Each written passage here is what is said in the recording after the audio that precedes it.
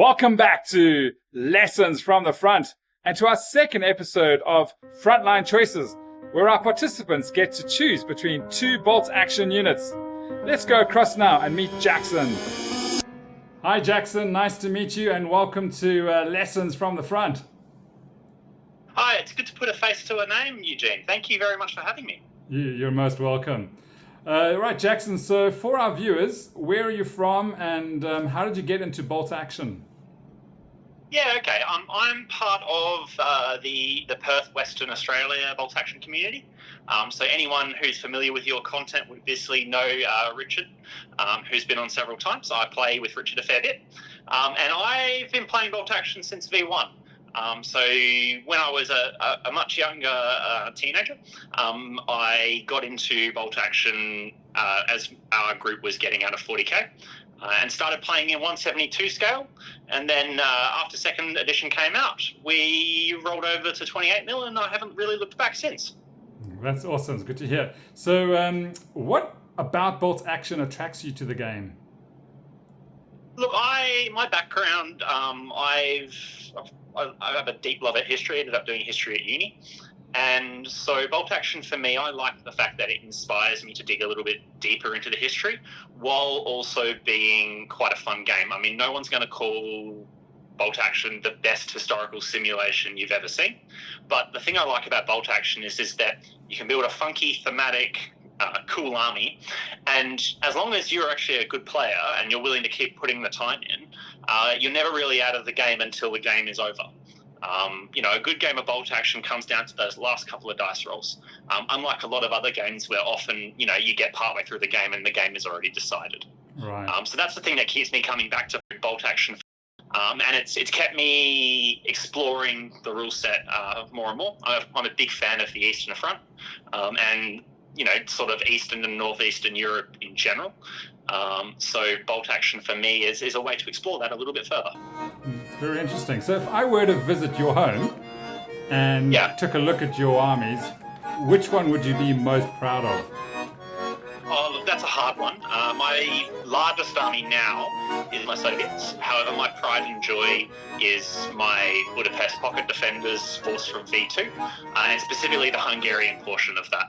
I love the history, and Brian Cook did such a great job with Fortress Budapest that he really encouraged me to explore that piece of history a bit further. So my Hungarians are definitely probably my favourite force, although I haven't really played them too much since third edition has come out. Right. All right, Jackson, are you ready to play our second episode of Frontline Choices? Oh, I'm definitely keen for it, thank you. All right, your first pair is Finnish Copenhagen or Japanese Paras? Oh, okay. Look, I've played with Kaukopatia quite a lot. I can't say I've played with Japanese paratroopers yet, but I've played against them. I would probably say, look, Kaukopatia, purely because up until the East African list drops, they do something that nothing else does in the game, and they feel quite a unique niche within a Finnish list. The value in them is that one or even two small units can completely change how your opponent has to play, and really forces them to focus on an extra dynamic of the game. Whereas Japanese paratroopers are just a really solid, good infantry choice. But there's plenty of solid, good infantry choices in different lists, whereas Kaukopatia do something that nothing else does. Point well taken. Thank you, Jackson. Right, your second pair. Flamethrower or light howitzer? Oh, look, light howitzer. It's easier to fit into an army. I don't have to spend as much to put it into a list, and it is a little bit more flexible than a flamethrower. It's probably more a case of, I actually think the flamethrower is probably the better pick, but the way it slots into an army, I think it's easier and often more valuable to put a light howitzer into a list than a flamethrower. It's got a lot more to do with the fact that you're not actually paying as much of a tax in engineer units to put a flamethrower into a list. Right. Whereas a light howitzer can threaten everything reasonably reliably. That would be my default reaction. Great, thank you. All right, your third choice is between Polish cavalry and Waffen-SS fanatics.